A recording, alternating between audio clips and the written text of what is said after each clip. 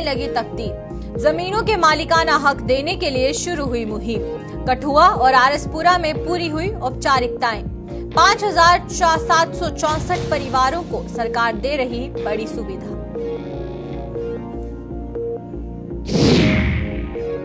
कर्नाटक कांग्रेस के चुनावी वादों का विरोध हुआ शुरू। बजरंग दल ने राजौरी में फूंका कांग्रेस पार्टी का पुतला। कांग्रेस ने बजरंग दल पर बैन लगाने का किया था वादा।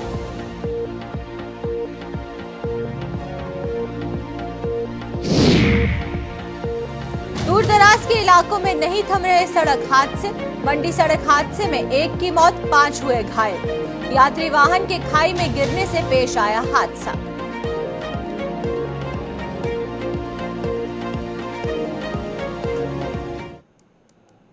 नमस्कार, जम्मू कश्मीर का खास बुलेटिन देख रहे हैं आप सब और मैं हूं आपके साथ पल्लवी जमवाल। तो चलिए शुरुआत करते हैं आज के खास बुलेटिन की। वर्ष 1947 में पश्चिमी पाकिस्तान से जम्मू कश्मीर आए लोगों की तकदीर अब बदलने लगी है।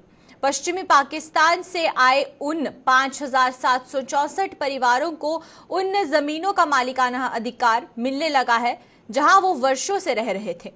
इसी कड़ी में आज कठुआ और आरएसपुरा में 2 अलग अलग कैंप लगाए गए, जिनमें प्रशासन द्वारा वेस्ट पाक रिफ्यूजियों को उनकी जमीनों के मालिकाना हक देने की औपचारिकताएं पूरी की गई।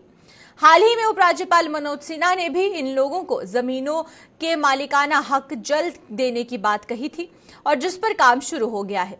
इन कैंपों में वेस्ट पाक रिफ्यूजियों को पेश आ रहे कुछ अन्य समस्याओं का समाधान किया गया, जिसके लिए कई विभागों के अधिकारी भी मौके पर मौजूद थे।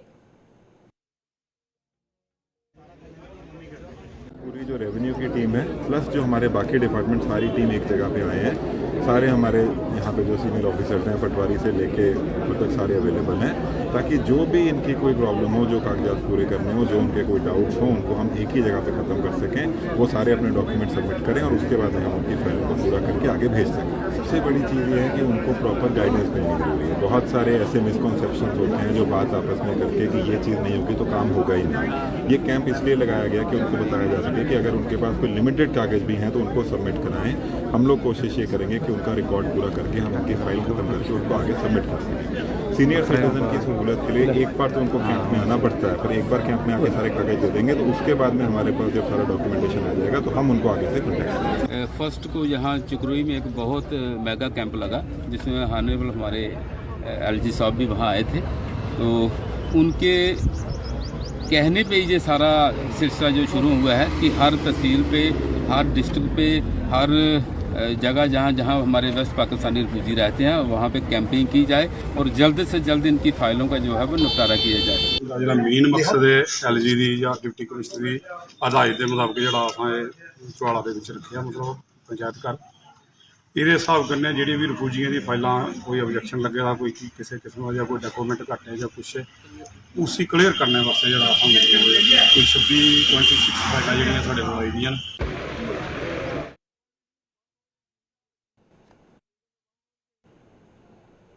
कर्नाटक में कांग्रेस द्वारा किए गए एक चुनावी वादे का विरोध शुरू हो गया है।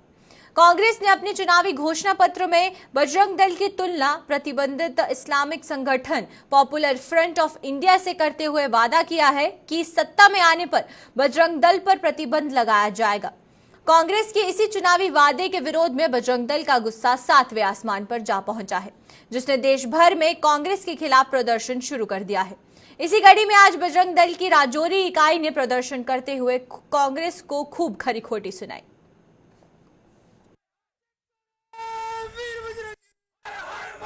चुनाव के दौरान जो कांग्रेस ने अपना मैनिफेस्टो जारी किया है उसमें बजरंग दल को बैन करने की बात कही गई है और बजरंग दल की तुलना जो है पीएफआई जैसे आतंकवादी संगठन के साथ की गई है। मैं उनसे ये पूछना चाहता हूँ कि जो बजरंग दल है वो राष्ट्रवादी संगठन है और उसकी तुलना आतंकवादी संगठन के साथ किस तरह से की गई है।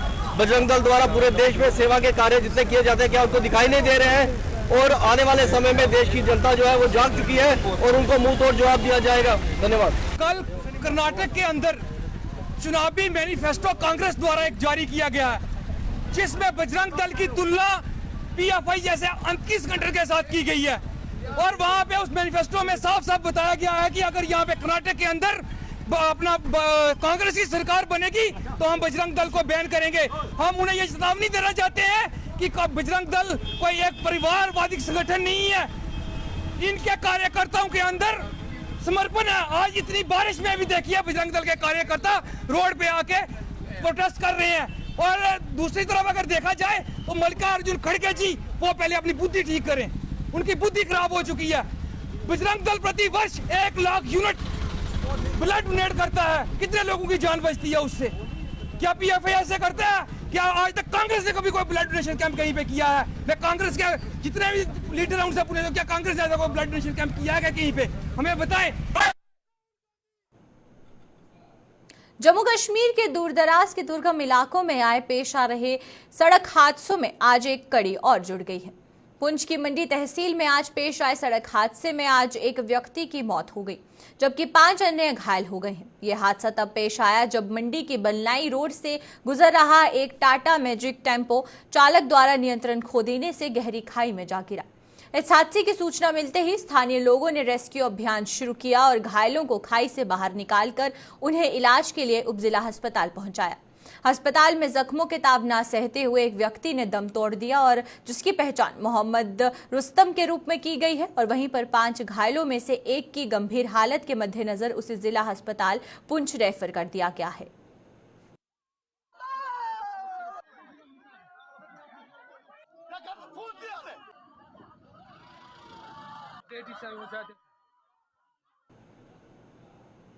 गर्मी के इस मौसम में लोगों को पीने के पानी मुहैया करवाने के लिए स्मार्ट सिटी प्रोजेक्ट के तहत जम्मू कश्मीर के विभिन्न इलाकों में वाटर एटीएम लगाए गए, लेकिन अभी तक इन एटीएम से लोगों को पानी की सुविधा नहीं मिल पाई है।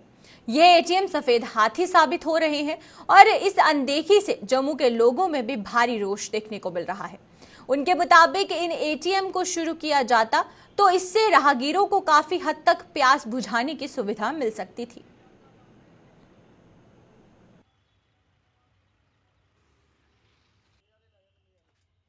जो मेरे वार्ड में वाटर कूलर लगे हैं, एटीएम वाटर कूलर कहते हैं, स्मार्ट सिटी के तहत लगे हैं, तो बहुत अच्छी बात है लगे हैं, मगर इसको अभी तक इंस्टॉल नहीं किया गया। तो मैं यही डिमांड करता हूं, अगर आपने ये इंस्टॉल किए हैं तो उसको चलाना भी चाहिए, क्योंकि आने वाले समय में गर्मी आ रही है तो लोगों को शुद्ध पानी मिले, ठंडा पानी मिले। तो ये ना हो ये सिर्फ शो बोर्ड ही लग जाए, एक किस्म का एंटी पीस ही लगता रहे, तो आम जनता का पैसा वेस्ट ना जाए, क्यों टैक्स पे पैसा है। तो एक देश के प्रधानमंत्री मोदी जी का भी सपना है स्मार्ट सिटी का, ये ना हो ये स्मार्ट सिटी सिर्फ कापियों और रजिस्टरों में खातों में रहे।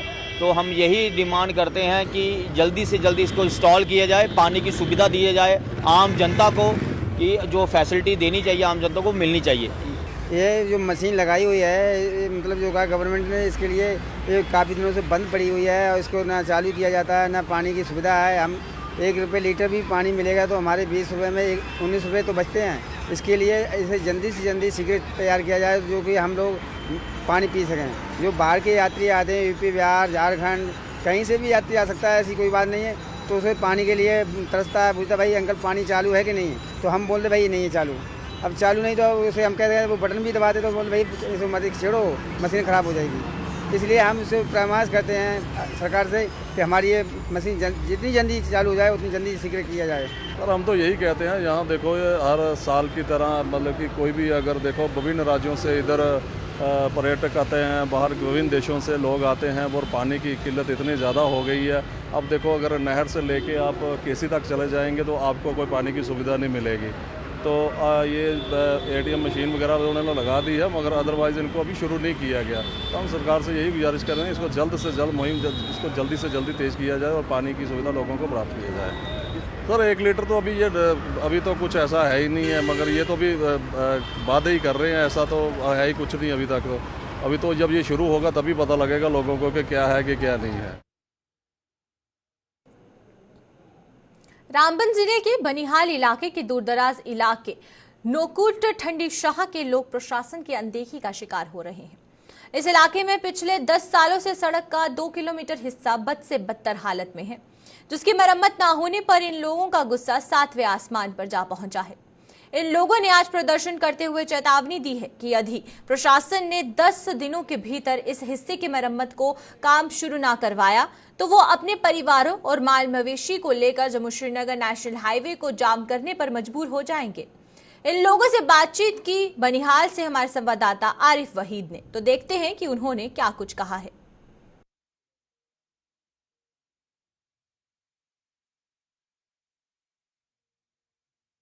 लेकिन यहाँ रोड का मसला है जो कि हमें बहुत ही किल्लत है हर चीज़ की।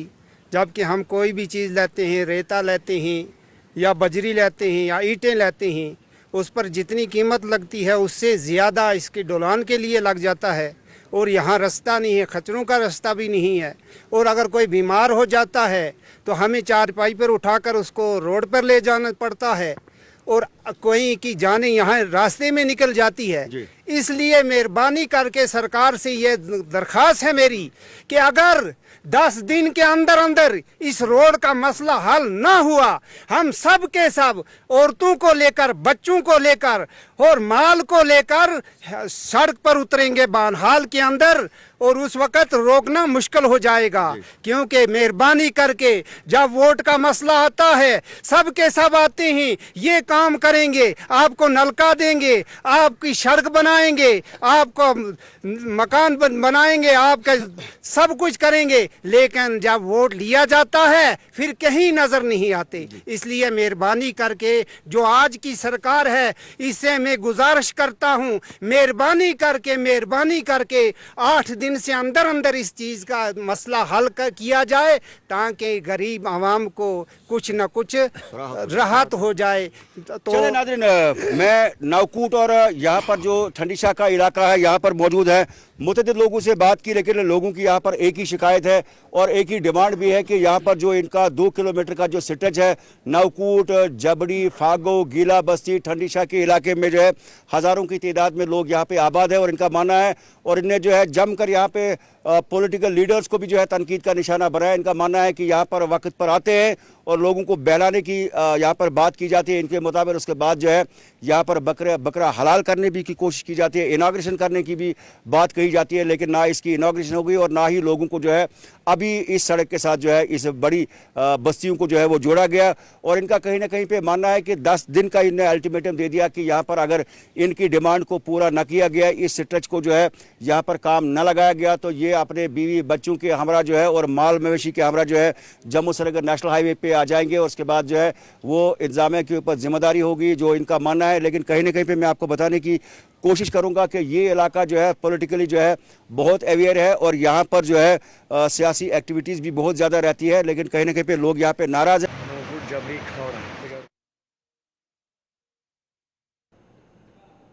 तो चलिए अब बढ़ते हैं अगली खबर की तरफ और अमरनाथ यात्रा के बारे में बात करेंगे। इस बार अमरनाथ यात्रा में जो यात्री आ रहे हैं उनके स्वास्थ्य का ध्यान रखा जा रहा है और श्राइन बोर्ड ने लंगर संचालकों को जरूरी दिशा निर्देश जारी कर दिए हैं। और इस दिशा निर्देश की बात करें तो ये कहा जा रहा है कि यात्रा के दौरान फ्राइड व जंक फूड को प्रतिबंध लगा दिया गया है और फ्राइड और जंक फूड बिल्कुल भी यहाँ इसे अलाउ नहीं किया जाएगा और श्रद्धालुओं को सिर्फ पौष्टिक आहार परोसने के लिए आदेश जारी किए गए हैं। तो चलिए आइए इस खबर पर हमारे साथ शिल्पा यहाँ ज्वाइन कर चुकी हैं, तो शिल्पा से तमाम जानकारी लेंगे कि क्या कुछ श्राइन बोर्ड द्वारा इस बार लंगर संचालकों को दिशा निर्देश दिए गए हैं। शिल्पा, आपसे ये जानना चाहेंगे कि इस बार लंगर संचालकों को कुछ गाइडलाइंस दी गई है, खासकर उनके खाने को लेकर और पौष्टिक आहार देने की बात कही गई है, उसके हवाले से क्या कुछ खबर आ रही है, आप उसके बारे में जानकारी दें हमारे दर्शकों को।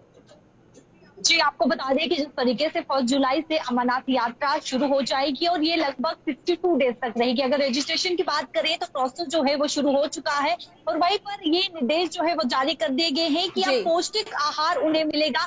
2 रूट्स बताए गए हैं, यानी कि पहलगाम और बालटाल की बात करें तो 120 लंगर लगाए गए हैं जहाँ पर पौष्टिक आहार मिलेगा। अगर हम पहले की बात करें तो जिस तरीके से जंक फूड जो है वो भी दिया जाता था, लेकिन अब साफ तौर पर ये कहा गया है कि जंक फूड जो भी तली हुई चीजें हैं उन्हें नहीं परोसा जाएगा। साफ तौर पर यहाँ पर यात्री के स्वास्थ्य को ध्यान में नजर रखते हुए न्यूट्रिशियस फूड जो है, यानी कि उनको हेल्दी फूड जो है वो परोसा जाएगा। और 120 लंगर जो है वो इस बार देखने को मिलेंगे 2 रूट पर, पहलगाम और बालटाल पर। जहां पर अगर बात करें तले हुए फूड की तो कहीं ना कहीं यात्री जो है तले हुए फूड से बीमार होते हैं, तो जी। बात को मद्देनजर रखते हुए अब न्यूट्रिशियस फूड परोसा जाएगा। बिल्कुल, आपसे एक सवाल और जानना चाहेंगे शिल्पा कि जिस तरीके से लंगर संचालकों को अब ये जो दिशा निर्देश है वो दे दिए गए हैं और ये भी बताया जा रहा है कि करीबन 120 ऐसे लंगर हैं जो कि लगाए जाएंगे इस यात्रा के दौरान, तो उस बीच जो दोनों रूट्स हैं, दोनों रूट्स पर किस तरीके से तैयारियां रहेंगी, खासकर जो लंगर संचालक हैं उनको ध्यान में रखते हुए किस तरीके से जो दिशा निर्देश है उन्हें आगे बढ़ाया जाएगा? जी, आपको बता दें कि जिस तरीके से साफ तौर पर ये कहा गया है कि कोई भी अगर जंक फूड जो है वो नजर आता है तो वो जंक फूड जो है वो परोसा नहीं जाएगा, क्योंकि यहाँ पर यात्रियों की हेल्थ की यहाँ पर जो है वो साफ तौर पर उनको ध्यान रखा गया है कि कोई भी यात्री बीमार ना हो, कोई भी यात्री जो है उसके हेल्थ पर कोई भी इफेक्ट ना पड़े। तो यात्रियों को माफ कीजिएगा, जिस तरीके से लंगरों की बात करें तो 120 लंगर लगाए गए हैं, तो उन्हें जो है वो साफ तौर पर न्यूट्रिशियस फूड जो है वो प्रोवाइड करना है, उन्हें न्यूट्रिशियस फूड जो है यात्रियों को देना है ताकि कोई भी यात्री जो है वो यात्रा के दौरान बीमार ना पड़े। जी चलिए, बहुत बहुत शुक्रिया आपका शिल्पा तमाम जानकारी देने के लिए इस खबर पर। तो ये थी हमारे साथ शिल्पा। और वहीं पर जिस तरीके से अब श्राइन बोर्ड ने ये कहा है कि परमिट किया जा रहा है कुछ खाने को बैन किया जा रहा है, और जिस खाने को बैन किया जा रहा है उसमें जंक फूड और फ्राइड फूड है, ताकि जो लोग आ रहे हैं यानी कि जो यात्री आ रहे हैं उनकी स्वास्थ्य को ध्यान में रखते हुए, उनकी हेल्थ को ध्यान में रखते हुए जो दिशा निर्देश है ये श्राइन बोर्ड द्वारा लिया गया है। इस साल हज पर जाने के लिए चयनित किए गए लोगों को इस पूरी प्रक्रिया के तौर तरीके बताने की कवायद शुरू कर दी गई है। डोडा के जिले में चयनित 167 लोगों के लिए जिला प्रशासन द्वारा आज एक शिविर लगाया गया, जिसमें कि इन सभी लोगों को भारत से रवाना होने से लेकर हज से वापस आने तक की पूरी प्रक्रिया को विस्तार में जानकारी दी गई है। वहीं पर डोडा के डीसी विशेष पाल महाजन भी इस मौके पर विशेष तौर पर मौजूद थे। 166 लोग फाइनलाइज कर लिए हैं, जिसमें से 99 मेल्स हैं और 67 फीमेल्स हैं। इन लोगों की ट्रेनिंग बुलाई गई थी मस्जिद अस्तान में, और मैं वहाँ पे खुद भी गया था, उनसे इंटरैक्ट भी किया, उनके लिए बातचीत की कि कैसे हज में हम लोग जब जाते हैं तो how we should be behaving, how we should be taking care of ourselves, health अपना पूरा ठीक करा के जाएं। उन लोगों को अलग अलग चीज़ों की, कैसे वो पहुँचेंगे, कैसे जाएंगे, क्या उनको वहाँ पे प्रिकॉशंस लेने चाहिए, कैसे जहाँ पे हज की जगहें हैं वहाँ पे we have to be very cordial and take care of each and every way we behave, वो सारी बातें उनसे डिस्कस हुई। और उम्मीद करता हूँ कि ये लोग एक सक्सेसफुल हज करके वापस आएंगे। मैं उधर भी यही कह रहा था कि ये सब जो जा रहे हैं इनकी दुआएं कबूल हों, और ये दुआ करें देश के लिए, देश के यूथ के लिए, और जो हमारे कुछ लोग गलत रास्ते पे चले हैं उनके लिए कि वो ठीक हो जाए।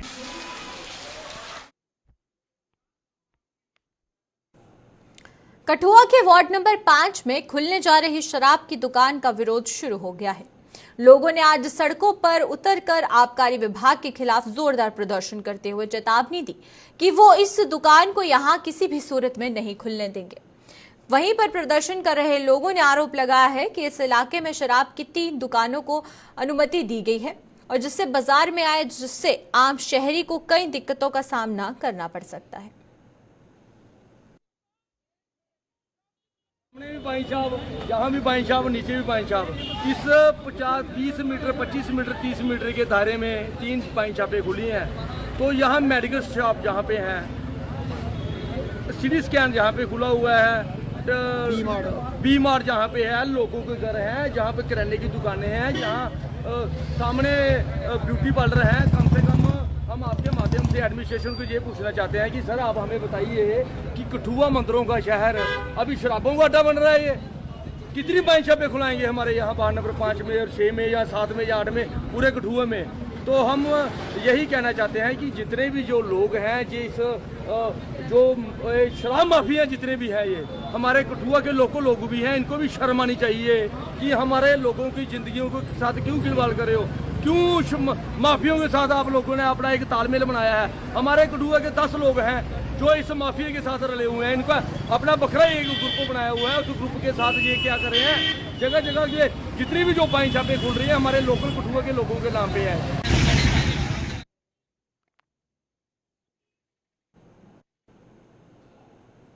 पुंछ के वार्ड नंबर 13 में स्थित कम्युनिटी हॉल को नया रूप दिया गया है, जिसे आज स्थानीय लोगों को समर्पित कर दिया गया। पुंछ म्युनिसिपल काउंसिल के चेयरमैन सुनील शर्मा ने इस कम्युनिटी हॉल का आज उद्घाटन कर लोगों से इसका लाभ लेने का आह्वान किया है। पुंछ के कई सभासद व सरकारी विभागों के अधिकारी भी इस मौके पर मौजूद थे।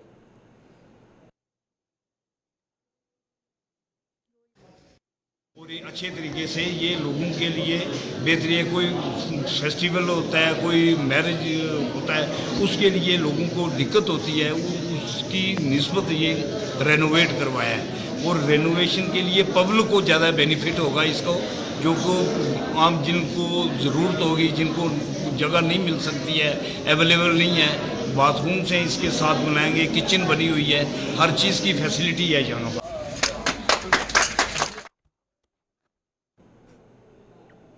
प्रतिबंधित पॉलिथीन के दुष्प्रभावों का प्रचार प्रसार करने के लिए जम्मू नगर निगम की मुहिम जोर पकड़ती जा रही है।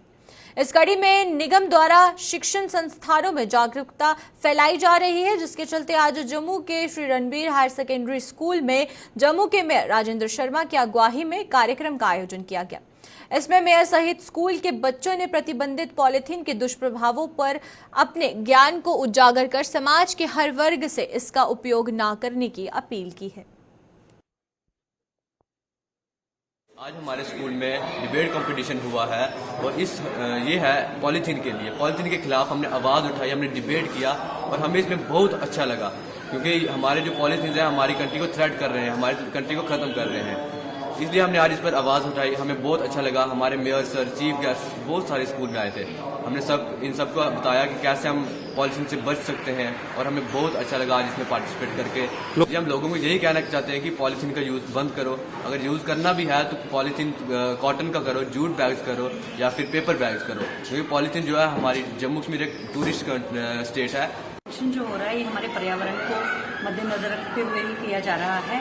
G20 समिट में जो हमारा एनवायरमेंटल इको फ्रेंडली रखने के लिए जो हमारी थीम है, सबसे बड़ी बात है उसकी अवेयरनेस के प्रोग्राम को चलते हुए हमारे मेयर साहब ने ये एक प्रोग्राम रखा है, जिसमें ये बताया गया है कि कैसे वो जा रहे हैं पॉलीथीन बैग को टोटली यहाँ पे बैन करने के लिए। It's very important for the healthy environment, क्योंकि जिस तरह से हमारे जम्मू में मैं पूरे देश की बात ना करते हुए सिर्फ जम्मू की बात लूँ तो हमारी नालियाँ देखो, आप नाले देखो, बिल्कुल ही चोक्ड हो चुके हैं। ड्रेन जो है फ्लड आ जाता है, जब पानी बारिश आती है तो कितनी फ्लडेड हो जाती हैं ड्रेन्स। ऐसे टाइम पे मैं समझती हूँ ये बहुत ही अच्छा प्रोग्राम है, जिसमें बच्चों को अवेयर किया जा रहा है। बच्चे भी डिबेट में शामिल हो रहे हैं, बच्चे अपने जो है अपने व्यूज़ हैं एक्सप्रेस कर रहे हैं और कैसे उत्साहित हैं कि हमारे यहाँ पर बैन होने जा रहा है ये पॉलीथीन।